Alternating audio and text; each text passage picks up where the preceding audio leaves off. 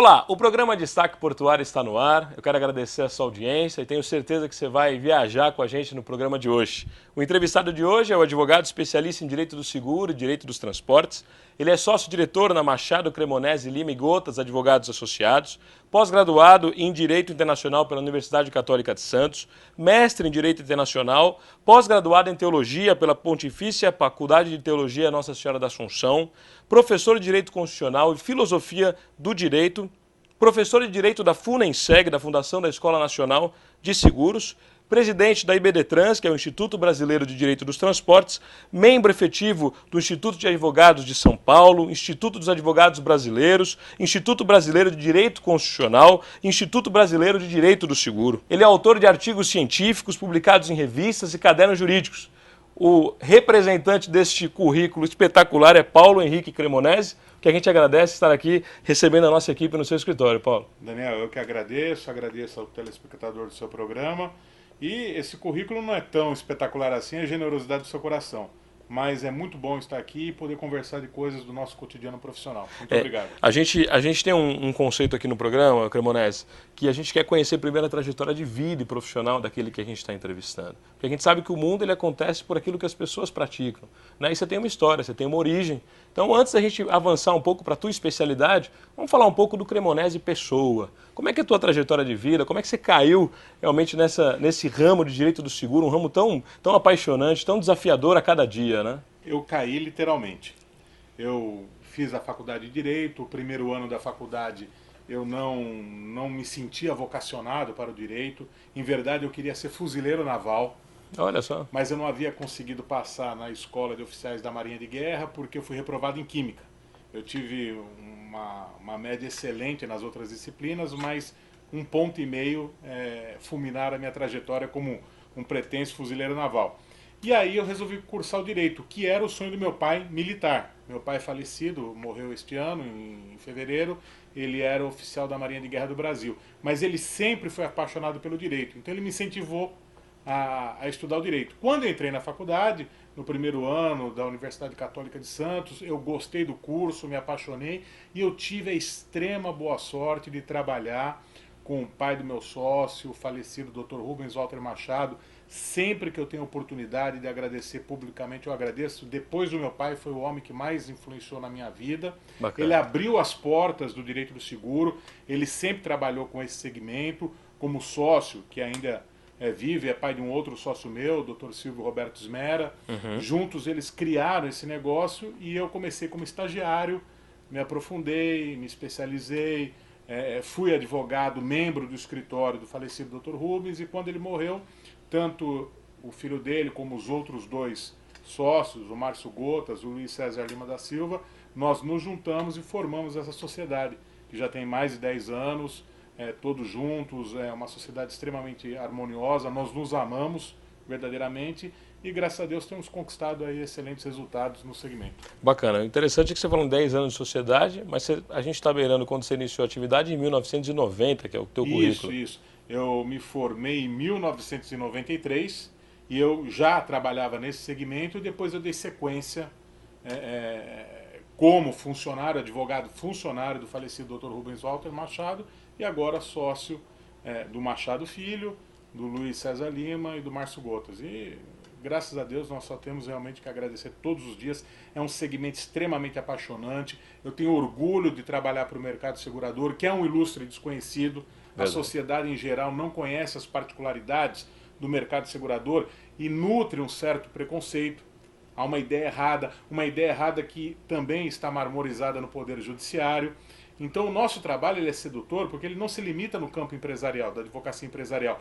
Ele tem algo de bandeira ideológica para mostrar ao mundo que o direito é legal, que o direito do seguro é muito sedutor e que as seguradoras pagam muito mais indenizações do que se tem a falsa ideia aí no mercado em geral. Bacana, esse interesse pelo conhecimento e propagação desse conhecimento, né, tão grande por parte de vocês. Você tem hoje 4 livros escritos, publicados, né, dessa área. Você tem até um livro aqui que é a segunda edição do livro, né, que é a Prática de Direito Marítimo. Depois nós temos aqui, até agradeço né, pelo presente que você dá hoje para a equipe do programa, depósito e armazenagem de carga, transporte rodoviário de carga e a responsabilidade civil do transporte aéreo de cargas. A gente demonstra essa diversidade de temas dos seus livros, que a gente demonstra que é a área de direito dos transportes mesmo. Né? Isso. Está pulverizando isso. Né? Essa é uma expressão que foi cunhada de forma não oficial. Não existe, tecnicamente, um segmento direito dos transportes,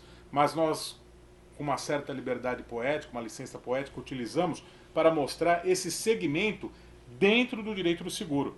Por quê? Porque, basicamente, o trabalho do nosso escritório é buscar o ressarcimento em favor das seguradoras contra os transportadores, de todos os modais. Aéreo, rodoviário, marítimo, que é o carro-chefe do escritório. A história do escritório se confunde com a do direito marítimo, né? O direito marítimo enquanto braço do direito do seguro, e essa é a nossa especialidade. Como você, de forma bastante feliz, observou, é uma pleiade enorme, mas que tem uma linha mestra. Essa linha mestra é o transporte de carga. Grosso modo, para o telespectador entender melhor, todo importador ou todo exportador brasileiro tem um contrato de seguro. Quando há algum problema com a carga transportada, esse problema é regulado pela seguradora, a indenização é paga ao dono da carga e a seguradora adquire o direito de buscar o ressarcimento contra o causador do dano, que normalmente é um transportador marítimo, um transportador aéreo, em se tratando de comércio exterior. Se for uma relação interna, nacional, embora existam alguns transportes internacionais envolvendo Chile, Argentina, Uruguai e o Brasil, mas praticamente o transporte internacional é realizado por via marítima e via aérea. E dentro do país nós temos muitos transportes rodoviários. Infelizmente, o Brasil deveria primar pela busca da excelência no transporte ferroviário. É um país sem grandes acidentes geográficos, é um país praticamente plano, com um clima favorável em quase todas as regiões, e o transporte rodoviário o transporte ferroviário deveria ser mais desenvolvido a fim de diminuir custos e facilitar a vida não só do passageiro, como também do empresário que precisa do seu bem transportado de um ponto a outro. Então isso é algo que precisa melhorar. Não tem transporte ferroviário, um livro a respeito, porque infelizmente nós quase não temos. Não é tão explorado assim no Brasil. Não é tão explorado. O segmento de transporte ferroviário, infelizmente, sempre foi, desde a época do Brasil Império até agora, relegado por todos os governos a um plano terciário, não é nem secundário. Talvez pela cultura do país estrada, né? Exato. País asfalto, né? É uma pena isso. É verdade. E a gente tem essa matriz de transporte, ela realmente ela é muito desbravadora até para os próprios juristas, né? Até para os próprios aplicadores do direito, né? Sim, então a gente acredita que seja até motivo de muito orgulho para você ver acórdãos, né, de tribunal, ver sentenças que utilizam seus livros para embasar a fundamentação de uma determinada decisão, né? Olha, Daniel, se eu falar para você que eu não fico envaidecido, seria hipocrisia e mentira, porque eu escrevi o livro pensando nisso. O objetivo do livro não foi transformá-lo num best-seller, não foi efetivamente transformá-lo num livro acadêmico. Quando eu falo livro, eu tenho em primeiro plano o Prática de Direito Marítimo, que foi o primeiro. Claro. E eu costumo brincar muito, eu não sei se o livro é bom, mas pelo menos tem o prefácio do Dr. Ives Gandra da Silva Martins, que é outro homem a quem eu devo publicamente agradecer. É um benfeitor extremamente generoso comigo, me trata como um pai. Eu tenho um temor reverencial muito grande por ele. E na segunda edição contou com o pós-fácil de um amigo muito querido, William Douglas.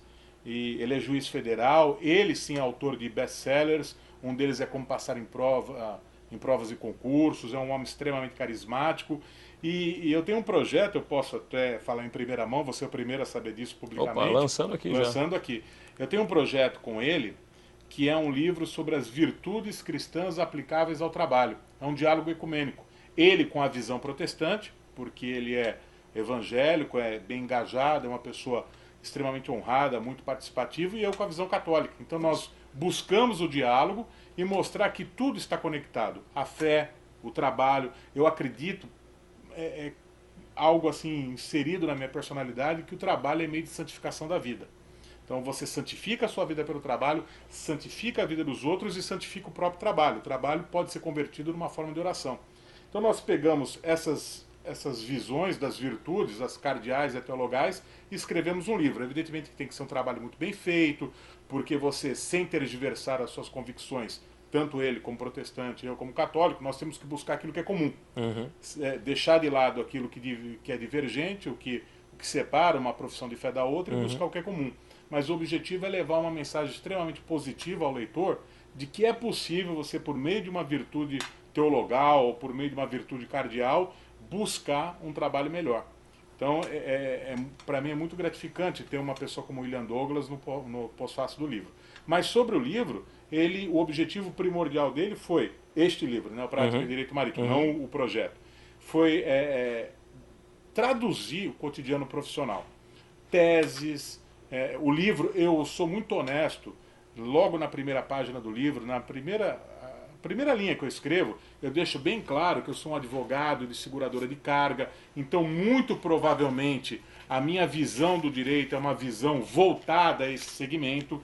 Por mais que eu queira ser imparcial, não é possível se despir de mais de 20 anos de experiência profissional. Sim, você se posiciona, né? Exato, eu me posiciono. O livro é um livro que adota posições. Então, quando eu vejo um acórdão, um desembargador citando o livro num acórdão, um juiz de primeiro grau citando o livro, eu fico extremamente honrado. Já, Daniel, teve uma coisa assim, várias vezes isso aconteceu. Colegas, adversários, citando o livro. Eu tive que rebater um argumento do meu livro numa sustentação oral. Evidentemente que o colega de fora muito inteligente, e era a função dele como advogado, ele utilizou o livro de uma forma diferente daquilo que eu queria, mas com o objetivo como se fosse um jogo de xadrez de me dar um checkmate em público perante o juiz. Ele falou assim, olha, o próprio advogado da parte contrária, ele escreveu isso, quando em verdade o que está acontecendo nesse caso concreto é aquilo. E aí eu tive que mostrar que não era bem a interpretação dada pelo colega. Mas eu fiquei envaidecido. Porque é um colega utilizando ainda como uma ferramenta contrária. Sim. Então, o que me dá uma alegria muito grande é que o livro tem sido útil. E o objetivo principal, que era ajudar no convencimento dos magistrados, ele foi alcançado. Interessante que ele é corajoso usar um argumento do próprio autor. Ele foi brilhante. Ele enfrentou o autor nos tribunais. Nos tribunais, e não foi só no papel, foi numa sustentação oral, foi no Rio de Janeiro isso. No Tribunal de Justiça do Rio de Janeiro, um caso extremamente complexo, difícil, e ele foi brilhante, e eu tive que me esforçar muito para conseguir convencer o juiz de que eu estava certo. Né? Bacana. Uma coisa que eu acho muito interessante em você, Cremonese, é que você deixa transparecer realmente o teu lado espiritual. Né? Isso, quem te conhece, quem te segue nas redes sociais, quem conversa com você, nos seus livros, você não tem problema nenhum, né, de se posicionar como um homem de Deus, como um homem que se posiciona como um cristão. Né? Isso eu acho muito interessante porque somos seres espirituais, somos cidadãos dos céus, precisamos desenvolver isso dia a dia, e você trazer isso para o trabalho hoje é raridade. Eu acredito muito nisso, eu sou um homem de fé. Eu sou um pecador, cheio de defeitos, vícios, a vaidade, que é um dos pecados capitais. É impossível se desnudar da vaidade no cotidiano profissional. Existe uma série de coisas que contaminam a vida da pessoa. Então eu preciso da religião para me aprimorar como ser humano. Evidentemente que o assunto é complexo, talvez a gente não consiga exaurir aqui no programa, mas eu acredito que é perfeitamente possível casar uma coisa a outra. Fé e razão caminham lado a lado. Ao contrário do que se diz aí, e de forma maldosa, dos adversários das religiões sérias e tradicionais, querendo mostrar que a fé atrapalha a razão, isso não é verdade. Se nós analisarmos a história, por exemplo, da igreja, a igreja sempre investiu pesadamente, ao contrário também do que querem fomentar por aí, no desenvolvimento das universidades, da pesquisa científica. Ela foi a grande construtora da civilização ocidental. Depois veio a experiência protestante de fé, que também foi importante em vários segmentos, como a economia. A nossa cultura é uma cultura judaico-cristã, não há como se separar isso do cotidiano. Então é importante dar a dimensão da fé. Fé sem fanatismo. Eu nunca minto sobre a fé e nunca deixo de expor, mas eu não faço proselitismo religioso. Quando eu lecionava Direito na Universidade Católica de Santos, eu tinha um aluno muito querido, e hoje ele tem se desenvolvido e alcançado sucesso como advogado, e eu encontrei com ele no tribunal certa vez. Ele é evangélico, e ele estava numa crise de fé, e eu estava com medo que ele pudesse se perder no caminho. Eu cheguei a ligar para o pastor dele, eu católico, liguei para o pastor para dizer assim, olha, não perca esse menino, que esse menino é muito bom. E eu o incentivei e comecei a cobrar. Falei assim, não deixe de ir ao seu culto, não deixe de prestar sua fé, é importante isso para o seu desenvolvimento como homem. A vida é extremamente difícil, você manter uma postura de dignidade o tempo todo não é fácil. O mundo conspira contra a sua espiritualidade, conspira contra os seus padrões morais. E quanto mais você cresce na vida, e aqui falando de um jeito, não quero parecer prepotente ou snob, mas quanto mais você se desenvolve, mais conquista algumas posições, mais você é atacado por todos os lados para escorregar, né? Verdade. Aquela frase bíblica que é o leão, que o mal é o leão que ruge e está aí para tentar te alcançar. Então é importante isso. Agora, também é importante saber separar as coisas. A fé faz parte da vida, está introjetada, mas aqui houve uma oportunidade por conta do William Douglas, né, que eu me lembrei desse projeto do livro. O Dr. Ives Gandra também é um homem de fé e tem me ensinado muito a postura de como conduzir a fé, mas é preciso separar, não se deixar empolgar de uma forma que a pessoa se torna uma pessoa chata e ao invés de dar um testemunho bonito para tentar levar a pessoa para um caminho de fé, acaba destruindo a fé de alguém que está à procura de algo e ainda não alcançou. Bacana. Tá aí, temos o testemunho do homem, Paulo Henrique Cremonese, que para nós realmente é um grande privilégio, uma honra poder trazer esse tema tão querido, né, no programa, que é o lado da espiritualidade também, que a gente crê nisso também.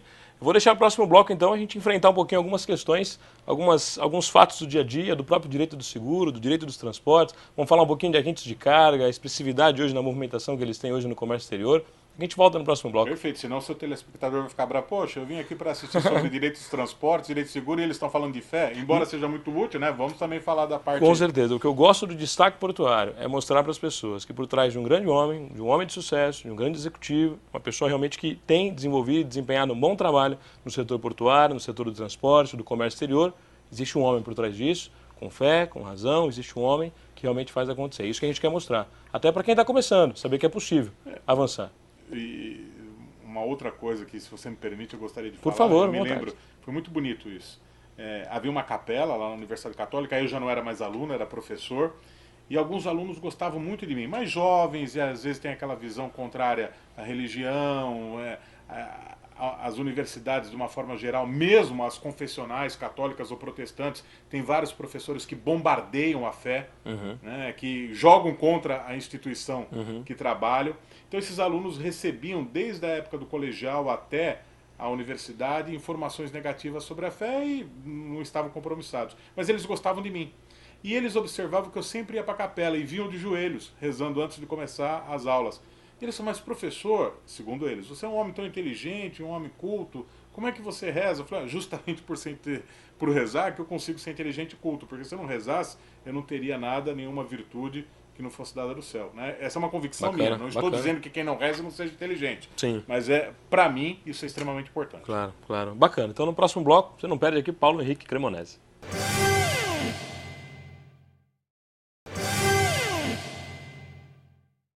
Voltamos aqui diretamente do escritório do Cremonese, nesse bate-papo tão gostoso, e a gente vai enfrentar um pouco agora, você que está nos assistindo, que é da área, vai enfrentar um pouco agora alguns temas polêmicos, algumas questões que ele defende, que ele se posiciona, tem se posicionado no mercado, e um deles é sobre a responsabilidade civil do transportador de carga. Né? Você é totalmente contrário à incidência da limitação da responsabilidade dos transportadores por faltas e avarias. Né? Completamente. No Brasil, até o presente momento, a limitação de responsabilidade não tem guarida. O que eu quero dizer com isso? O sistema brasileiro ele é construído no sentido de que o transportador que não cumpre corretamente a sua obrigação de transporte, ele é presumidamente responsável, e essa presunção de responsabilidade só será quebrada se ele, transportador, provar, num caso concreto, a ocorrência de uma causa legal excludente de responsabilidade. É uma expressão pomposa, mas que quer dizer que se houver caso fortuito, força maior ou um vício da própria coisa transportada, ele efetivamente não é responsável. Mas é ele que tem o ônus de provar. A limitação de responsabilidade no transporte marítimo ela está prevista no contrato de transporte. No anverso do contrato existem cláusulas e, entre as cláusulas, a cláusula de limitação de responsabilidade. O direito brasileiro nunca reconheceu, porque é uma cláusula unilateral, impressa, de adesão, que o transportador impõe ao embarcador da carga ou ao consignatário que receberá a carga num determinado lugar. Então a jurisprudência brasileira, os tribunais brasileiros, tradicionalmente rechaçaram e rechaçam essa limitação de responsabilidade. em verdade, o meu posicionamento é o posicionamento atual da jurisprudência brasileira. No transporte marítimo, isso é pacífico. Não se fala em limitação de responsabilidade. Independentemente do meu posicionamento, aqui já não é aquela visão de um profissional de um determinado segmento, mas é a visão do direito brasileiro. No transporte aéreo, a coisa é um pouco mais complicada, porque existe uma convenção, a Convenção de Montreal, que bisou a Convenção de Varsóvia, e essa convenção admite a responsabilidade limitada, tarifada, em algumas situações. E é aí que surgem as grandes discussões. Por quê? Quando há um inadimplemento contratual de um transporte de uma carga que se frustrou, ou a carga foi avariada, ou ela foi extraviada, o transportador alega a incidência dessa limitação de responsabilidade prevista na convenção. Mas qual é o grande equívoco ou o brilhantismo dos advogados que atuam em favor dos transportadores aéreos, que conseguem levar esse equívoco de interpretação ao Poder Judiciário e, às vezes, o Poder Judiciário abraça esse equívoco de interpretação. A Convenção fala em acidentes de navegação aérea.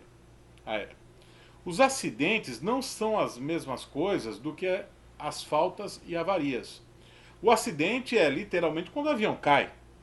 Então aí existe uma razão de ser da limitação de responsabilidade, porque efetivamente não estamos falando de forma alguma de mortes e de pessoas, estamos falando apenas das cargas. Uhum. A limitação ela tem uma razão de ser porque se o transportador aéreo, que tem um risco enorme, muito maior que o transportador marítimo, sofre um acidente de navegação e ele é obrigado a indenizar integralmente, existe o risco da empresa não suportar. Então, por mais que tenha seguro por detrás e coisas do gênero. Então o que se tem é a teoria da preservação da empresa amparando a ideia de limitação de responsabilidade. Então há sentido. A menos que se prove a culpa grave, se evidentemente o piloto, num ato de insanidade, quis jogar o avião contra algum lugar, quis se suicidar de forma cinematográfica, aí se isso for provado, quebra-se a limitação. Mas se não for provado, foi um acidente, ainda que decorrente de alguma falha operacional, há limitação, mas no acidente, não num simples caso de falta ou de avaria. No transporte marítimo, por enquanto, não existe esse risco porque é de natureza contratual e não convencional. E o Brasil, ele não é favorável ao dirigismo contratual. Mas eu alerto que existe uma emenda 56 ao projeto de lei do novo Código Comercial que tenta instituir essa limitação de responsabilidade com peso de norma legal. E se isso acontecer, vai ser extremamente prejudicial para o mercado segurador, que terá que, por sua vez, repassar o custo, já que não terá a possibilidade do ressarcimento integral. Isso fará aumentar a alíquota do seguro. O importador ou exportador brasileiro pagará muito mais caro. Isso será migrado para o preço. O consumidor sofrerá com isso e o trabalhador de uma forma geral. Quando se tem menos dinheiro em praça, os postos de trabalho também são menores. Então é um efeito reflexo. Quem paga é a carga. Exato, mesmo. É preciso ter muita atenção com essa emenda 56. Talvez não seja assim o objeto direto de interesse do telespectador do programa, mas é o carinho com esse problema, porque nós não temos essa ideia de que um problema legal, de repente, impacta na economia e impacta na vida das pessoas. Como é que está, de uma maneira geral, sem falar especialmente da emenda 56, como é que está o novo projeto do Código Comercial? Porque você tem participado, acompanhado isso Sim. de perto, né? O projeto como um todo, que é do deputado, se não me falha a memória, Vicente Cândido, do PT de São Paulo, e que tem como autor intelectual o grande jurista Fábio Lua Coelho, ele é muito bom. Eu aplaudo o projeto como um todo. Particularmente, eu não vejo a necessidade de um novo Código Comercial, já que o problema do Brasil não é um problema de leis. O Brasil tem mais de 11 mil leis, tem vários códigos. O Código Civil de 2002 revogou parte do antigo Código Comercial e praticamente resolveu as grandes questões. Mas ainda que se queira, por um diletantismo, por uma questão de ordem, uma área mais específica, estabelecer um código comercial, eu acredito que ele como um todo é bom. O problema todo reside nessa emenda 56, que institui um código de direito marítimo dentro do código comercial. Então eu sou favorável ao código comercial, ao projeto de lei, mas eu me mostro parcialmente contrário à emenda 56, que é do deputado Eduardo Cunha, do Rio de Janeiro. Mas neste caso concreto, com todo o máximo respeito, com toda a delicadeza, ele não foi muito feliz ao abraçar a ideia da emenda. Pelo menos em 3, 4 artigos dessa emenda, que esses artigos precisam ser revistos urgentemente. Quero agradecer a sua audiência e nós vamos encerrar aqui esse programa. No próximo domingo, nós vamos ter a segunda parte da entrevista com o Dr. Paulo Henrique Cremonesi e você é convidado a acompanhar a gente durante toda a semana no destaqueportuario.com.br.